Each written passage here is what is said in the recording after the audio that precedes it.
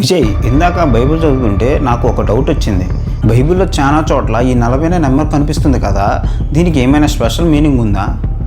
మంచి ప్రశ్న అడిగావు. బైబిల్లో 40 సంఖ్యకు చాలా లోతైన అర్థం ఉంది. సాధారణంగా దీన్ని పరీక్ష సమయం లేదా ఆధ్యాత్మిక సిద్ధపడే కాలం అని అంటారు. అవునా? అంటే నోవహు కాలంలో వర్షం కురిసింది కూడా 40 రోజులే కదా? కరెక్టే. 40 పగళ్ళు 40 రాత్రులు కురిసిన వర్షం భూమిని పాపం నుండి కడిగేయడానికి ఒక శిక్షగా, అలాగే ఒక కొత్త లోకాన్ని సిద్ధం చేయడానికి ఒక కాలంగా కనిపిస్తుంది. అలాగే మోషే గురించి తెలుసా నీకు? ఆయన దేవుని ఆజ్ఞల కోసం పర్వతం మీద ఉంది కూడా 40 రోజులే కదా? అవును, మోసే సీనాయి పర్వతం మీద 40 రోజులు ఉపవాసం ఉండి దేవుని ధర్మశాస్త్రాన్ని అందుకున్నాడు. అంతెందుకు ఇశ్రాయేలీలు అరణ్యంలో ఎన్నేళ్ళు ఉన్నారు గుర్తుందా? 40 ఏళ్ళు అంటే ఒక తరం మొత్తం దేవుని మీద నమ్మకం పెంచుకోవడానికి పట్టిన సమయం అన్నమాట.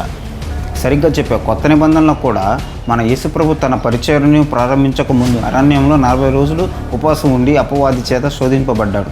ఆ పరీక్షలో గెలిచిన తర్వాతే ఆయన గొప్ప కార్యాలు చేయడం మొదలుపెట్టాడు. అంటే 40 రోజులు లేదా 40 ఏళ్ళు అనేది మనిషిని ఆధ్యాత్మికంగా స్ట్రాంగ్ చేయడానికి దేవుడు ఇచ్చే సమయం అన్నమాట.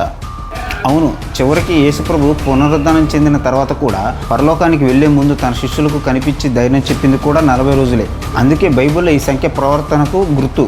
భలే చెప్పావురా. ఇన్నాళ్ళు కేవలం నెంబర్ అనుకున్నాను, కానీ దీని వెనుక ఇంత సందేశం ఉందని ఇప్పుడే తెలిసింది. ఇలాంటివి చర్చించుకోవడం వల్ల మనకి వాక్యం మీద అవగాహన పెరుగుతుంది.